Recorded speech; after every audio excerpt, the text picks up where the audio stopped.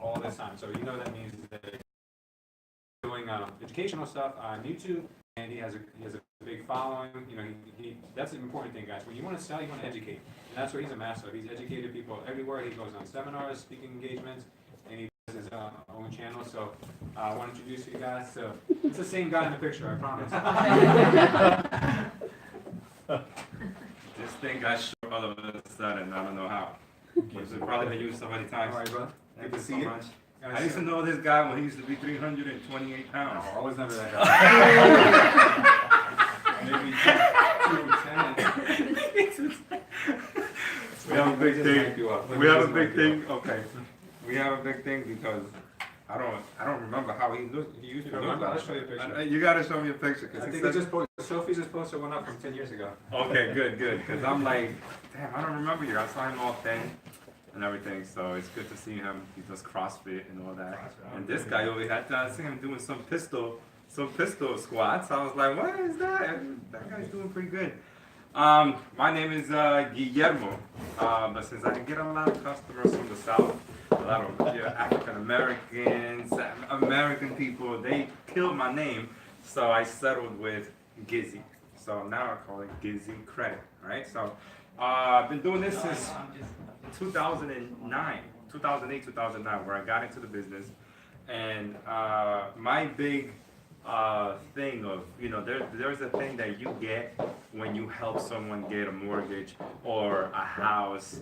My thing is kind of like the same thing, the same type of process where it goes into your head of how you like to help people achieve the goal of obtaining something. Like before, when you started, back when I met you, your whole thing was, okay, let me help people get into mortgages or a house and everything. And now your whole thing is, how can I grow my team and let these people grow? Exactly. So my thing has always been educational part of doing credit repair, educating the masses. And since right about now, it's time for a correction in the market with you guys. Like, you guys gotta find out how you're gonna deal with the market not selling a house every day or not selling a house once a month.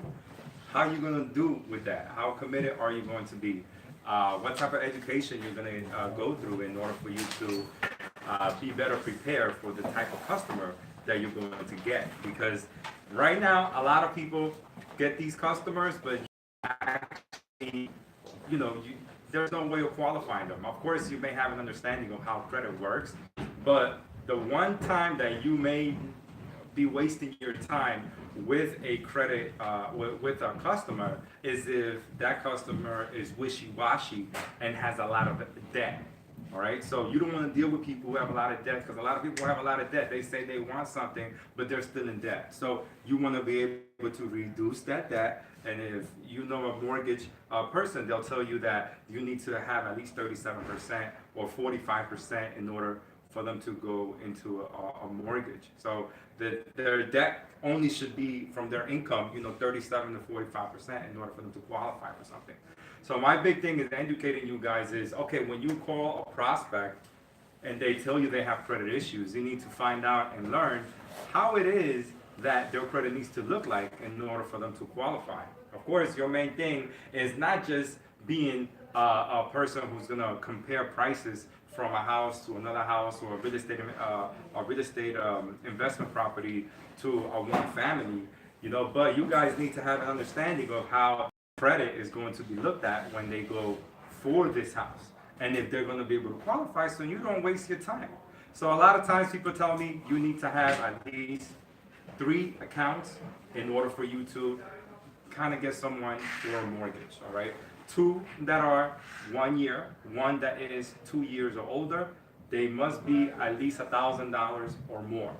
Then you show payments on these three accounts, so that you know that when they go through the mortgage process, that they've been making payments on accounts that are at least a year older, all right? So when you combine the income minus the expenses, where the expenses could go into how much debt they have on their credit report, that's what they're going to determine how much these people are going to qualify for. So have an understanding of how that works so that you could be better prepared and have an educated conversation. You don't have to be an expert like I am in order for them to come to you and say, Gizzy, get me into a house. Because everyone is different in the process. Not everyone, some people make $30,000 a year, some people make $130,000 a year. They're both different in the case in which how they're living their life. Of course, if you have a $30,000 income, you're gonna live very differently than you making $130,000 income. All right, so you have to understand that too, because when they go through the mortgage buying process, they're gonna look at their income minus their expenses, plus whatever is inside of their credit report. How about you get a customer who just has the income, has no credit, and they need to build credit? Well, that's something that's fairly easy for them to, easy but painful. Easy in the way in which I could take you to a couple of websites where they're gonna give you a $5,000 limit, and whatever you purchase on that site is what's going to report as a balance on a $5,000 account.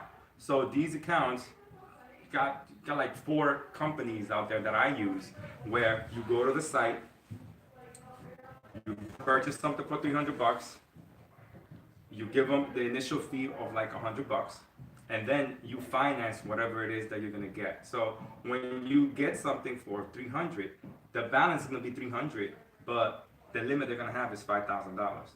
So they'll make payments on this for 6 to 9 months, 9 to 12 months. That's going to build up their credit. On top of that, once their credit is 9 months to 12 months owed on paying an actual open account, they could start going for some type of credit card where they can increase their credit score. So that could be another type of incentive for them, because in a year from now, they'll be coming back to you and saying, hey, I think I'm gonna be ready for a mortgage or a property. This is what I qualify for. Let's go and look for some real estate for myself and my family. So understanding that, and understanding that you are in America and everything is manipulated in the United States when it comes to credit, just, that's a whole different conversation we can have. But in a way that you can manipulate the credit report is just by adding those accounts, and also by adding authorized users to the credit report file, so that you can have an instant increase in credit scores. So you may ask the customer, your client, if they have other people, but that they can add them as an authorized user on their credit card. Now, what is an authorized user? Many don't know. If you have 2 or 3 credit cards, Capital One, you can add someone as an authorized user on that credit card, and whatever history that you have of payment, meaning if you have an account for 2 years, the account is $1,000 and you only owe $100, that information from their credit report is going to transfer over to their credit report file, all right, to the customer looking to increase their credit scores, and it's going to instantly give them a boost in credit score. Why? Because credit scores are generated by the history of the account, of the history of payment, how old the account is, the limit towards the balance. So a lot of times when you get a customer who says, "But Gizzy, culture estate, I have a 710 credit score, 705. Can you get me something conventional or whatever?" You can do something with those scores, but at the same time, those scores, I know that they're maxed out on their credit report. So whenever I see credit scores like that, I tell people, how can I get more of an increase in credit score when I already have $10,000 in credit myself? I see the credit report, I see that they're 80% of the credit utilization. Credit utilization meaning the limit to the balance, that's the credit utilization, is more than 30%, okay? So I know that they're maxed out, so I'll tell them, listen, just reduce your debt to about 30% of the credit utilization. If it's $10,000, reduce it to $3,000, and your credit scores will boost over 730, 740 credit scores. Being maxed out on a credit report pressures the credit scores going down, okay? I've seen credit reports where there is no negative accounts, but the $500 account that they have, they owe $800. So they're paying a monthly fee because they're going over the limit of 500, plus they're maxed out, that really pressures their credit score down. What can you do to kind of offset that? This is when the authorized users come into play, where if you have a $500 account and you owe 800, all right, if you add a $5,000 account, 5,000 is going to go into 500 like nothing. Therefore, it's going to reduce their credit utilization. So as long as you guys have an understanding of how that works and how to have an educated conversation with the customer, you guys will be more prepared, and you guys are also going to look like you guys know what you're talking about. And people are going to deal with you because of that. They're going to value and trust you and let you know that, oh, this guy knows what he's talking about. Only on that little bit that you've educated a customer, you're going to, make them feel good about the process. Remember, I'm in the business of helping people, educating them, making them feel good about the process. Because just like the process of mortgage buying process or real estate process could take 30 days or could take 6 months, it's a process. So you need to build up that trust. You need to build up that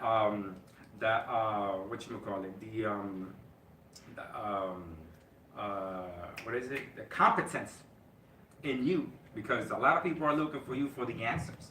So if you don't have those answers, it's okay if you don't have them, and you'll get them in 24 hours. But also understand that if you kind of know about it, you guys will be better prepared for it. So if you guys have any questions for me right now on credit, how it works, we could definitely do. I can answer for you right now. Let's say, for example, somebody already maxed out one card, but he have a few cards. Yeah. If he apply for another card, that like the whole credit balance will increase as well, so it decrease the 30% that you're supposed to use, or not? It depends on how high that credit card is, on what's the limit and how maxed out they are. Because you could have a $5,000 credit card, and you could have 500, 1,000, 1,500, $300 credit card. But if this one is maxed out, this is going to offset all this. All right. So now, if they want to increase their credit scores, I mean, if they want to get another credit card to offset that, then they'll need to add another authorized user. But let's say this customer says, but I only have these little small accounts, but I want to get higher limit credit cards. A bank is only willing to give you whatever you are actively paying on right now. So if that person was to go and try and get another credit card, they will only be limited to another $5,000 credit card, because that's the highest credit card they have. So if you were to add an authorized user that is $10,000, then once you add that $10,000 on it, depending on their income minus their expenses and whatever they have on their credit report right now, if it's like 30%, 20% that they owe, then they could go out and get another $10,000, $12,000 credit card, depending on the income and how much they're maxed out. So understand too that it's not just on you having a 725 credit score. It's on you got $10,000 authorized user, another $5,000, and all these little accounts could equate to $18,000. So if the person makes $30,000 a year, they're already paying half of what they make on credit card. When you go and get a credit card, they're going to max out these accounts. The algorithm is going to max them out and then come up with the minimum balance of what will it be? What will your minimum balance be if you were to ever get maxed out on these credit cards? Then they'll come up with that number. Then your income minus your expenses, they're going to see what room is left to give you more debt. Room, depending what you can afford. Correct. Is it really possible to eliminate negative trade lines or negative late payments or judgments from credit reports, or is that really not something we should talk to our clients about? I mean, just say they had like late mortgage payments 2 years ago and they still show up. Is there a way to challenge those or remove them? There is a way, but we don't worry about removing the late payments on those type of accounts because it's going to take forever to remove those late payments. Okay. What we do is we remove the whole account from the credit report. If it's a mortgage that these people were late, or when, they had difficulty, they had 3 mortgage late payments, I'm not gonna go after each late payment, because no, I'd rather remove the whole account, make their credit scores increase so they could go and do whatever it is that they wanna do, get a car, get a house, whatever it is that they're trying to do. I mean, is that simple enough, or is it very complicated and doesn't really work all the time? I've never seen anyone do that. Okay, so, no, we do that all the time. If you watch, if you see some of my videos, you see. No, I mean, I'm fascinated by it. Go ahead. Oh, no. We remove them all the time. Yeah. Sometimes you remove it from, in 30 days, they could be removed from one bureau. Because people have to understand that credit is a process. Each credit bureau, Experian, Equifax, TransUnion, works independently. Yep. So when they're gonna get in contact with you, 30 days by law, but they're each gonna come up with their own way of processing. How is this account going to be gonna stay there, or is going to be deleted? So whatever account we remove from one bureau, let's say we remove it from Equifax. So we remove everything from Equifax, and this person has been divorced or has been bankrupt. Getting a divorce is just like being bankrupt. So if you're married, understand that. I also have a video on how to prevent from getting bankrupt on your credit if you are in the process of getting divorced. So I'm just, you guys, I got some educational videos on my YouTube channel. But coming back to this, it can be removed. A lot of people who have those type of accounts, and they are removed, and hey, I need all my 3 bureaus to be clean in order for me to go and get a car or a credit card. No, all you need is one. There are certain lenders that run certain bureaus only. When it comes to credit cards, when it comes to auto dealerships, they only run one bureau. So credit card, if your Equifax is totally clean and you have a good credit rating on Equifax, we'll send you to a credit union where they're only going to run Equifax report, and you can get a credit card from there. Not only that, but you can also get an auto loan from them too and restart your life. That's why I talk about people who are in bankruptcy, or people who have gotten divorced, or had bad relationships with their business partners or whatever that lead them to have bad credit. These are the things that you could do in order to increase your credit scores, and in order for you to get your life moving again. Because it's a process. Just like we had a great time from 2009 to 2019 with buying houses, flipping, and all that. There's gonna come a time where we're gonna have hard times. Mm-hmm. So what are we gonna do during that time? That's what's gonna determine who's gonna be there. Okay. How much do hard inquiries hurt your score? Hard inquiries, depending on what your score is right now. Alright, let's just say 615. What you mean? My score is 615. Okay, if your score is 615 and you try and go out there and get new credit, that may hurt you more. Let's say someone has a 750 credit score and they go and get 3 inquiries. Well, they'll probably get a 1 point to 3 point hit on their credit report. Not even 3, probably 2 if they go and try and get some new credit. All right?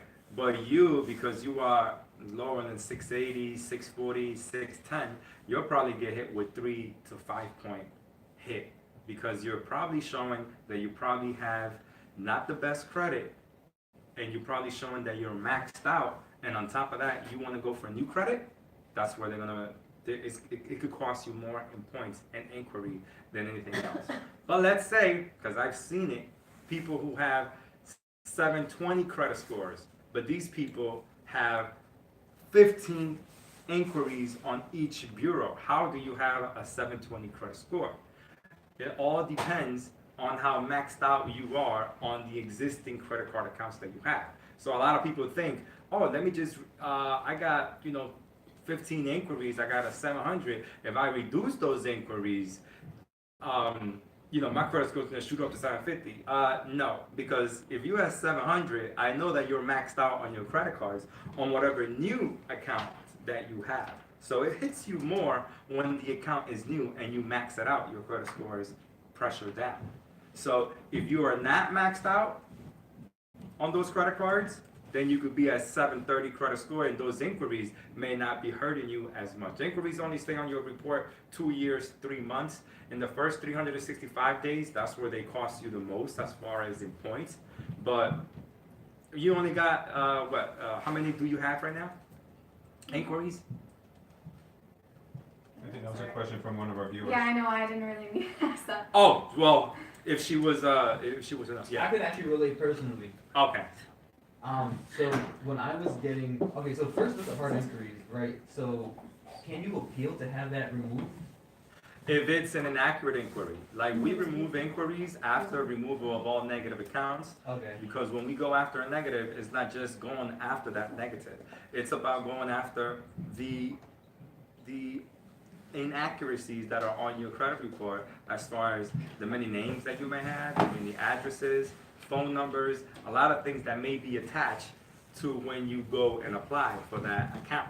So a lot of times when you go to a car dealership, they're gonna shotgun your credit, which is what it's called. Well, they run your credit anywhere from 10 to 15 to 20 times, reducing your credit score. Mhm. Now, why would a dealership run so many inquiries? Because if you look at how a dealership works, they wanna go and get you the lowest interest rate, not for your benefit, but for their benefit, so they could tap on another interest rate on top of that. So if they get a bank that will give them 4%, they'll tell you they got a bank that gave them 7% because they want to make 3% on the loan that you're getting. All right, so that's why I recommend people, if you want a vehicle, just go to Credit union. a credit union where they're going to run one bureau. You get the loan, the approval from them, and when you go to the dealership, you already go with money, and then boom, you only run money. It's funny that you say that example because that's exactly what happened to me. Is that I was trying to get a car, and I went through this guy who was a lease broker.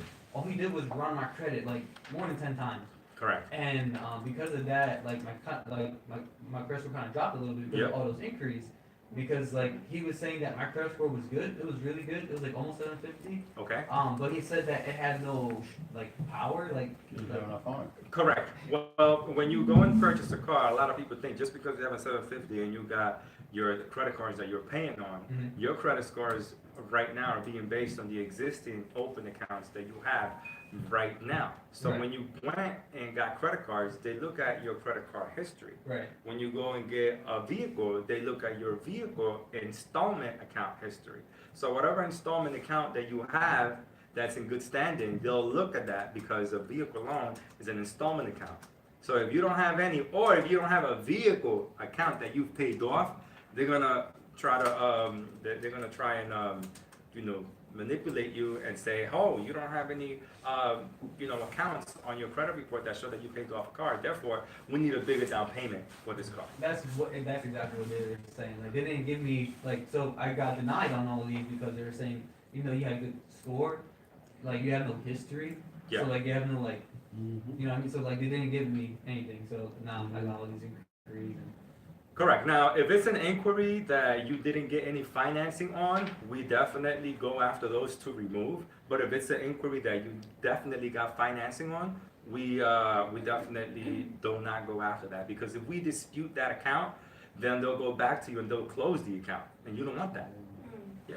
All right. So understand that when you go for a mortgage, they're gonna look at your mortgage accounts. If you don't have a mortgage, then they'll look at your installment, revolving, and other accounts that are on your credit report.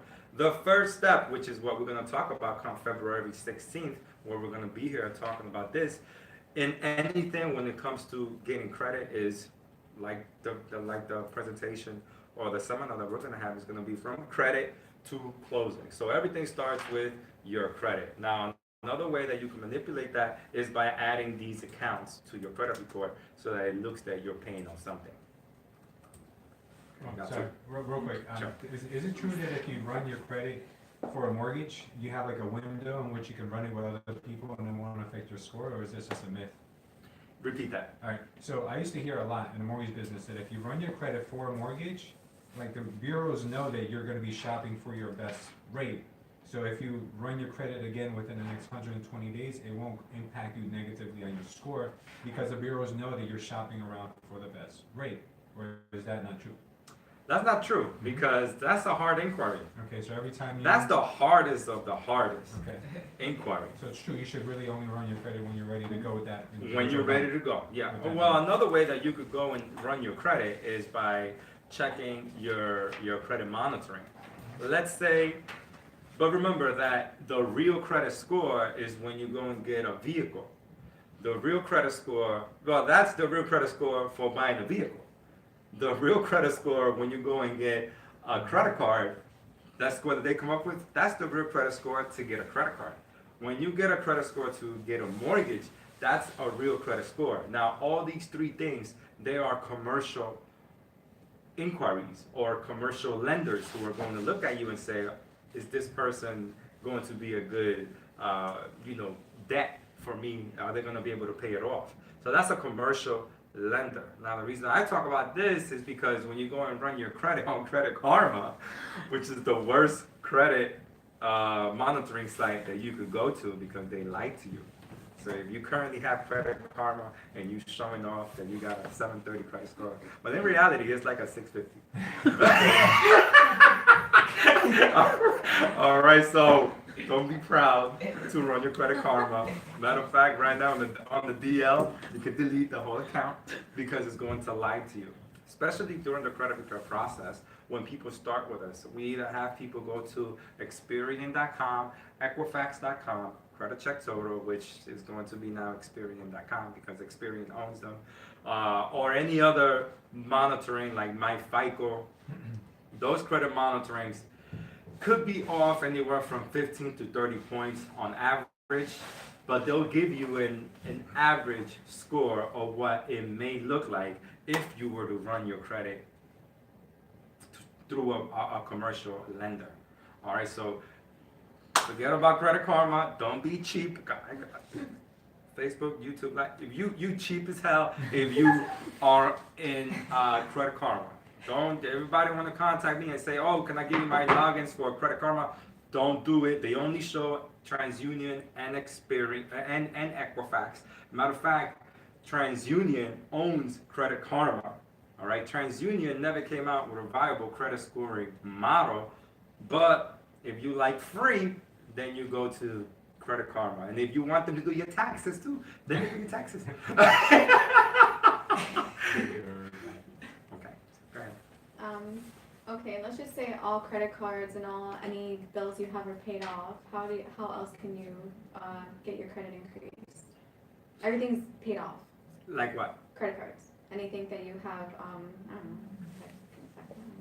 Well, remember that it all depends on how maxed out you are on your credit cards. Yeah, it's completely paid off. It's completely paid off. You shouldn't have a problem with. But how do you get it from like a low amount to 700, 720? How else can you do that? Oh, that all comes with age. You see how you see how black your hair is? Your hair needs to be white as Sophie, Exactly. and then you'll have an 800. Thank you. That's just real. You need to have a lot of history. Tú eres una chamaca de 23 años. Oh, thank you. You's But good. 25. Oh, well. You got a long way, but good thing for you that you are in this business right here. You can't be with no one else better than this guy to be educating you on the process. I've seen this culture estate grow from like I said, he slimmed down to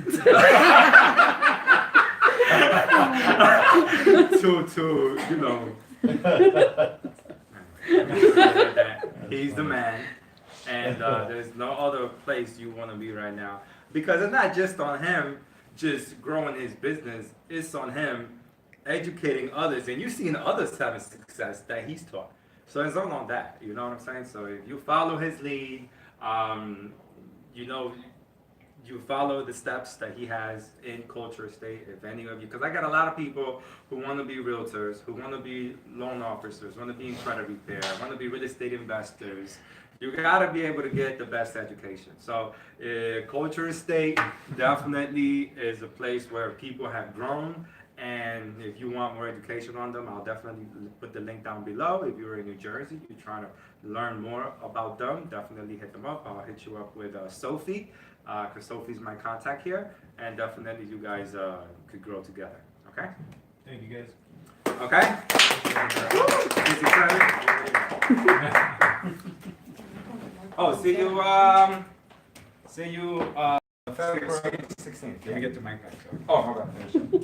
It doesn't work, so don't worry about it. It's not working? Nope. It's not on? All right. Yeah, I just turned it off. You just turned it on? I was loud enough. Yeah, he was loud. Yeah. I gotta see what's wrong. See you later. Oh, this was pretty long.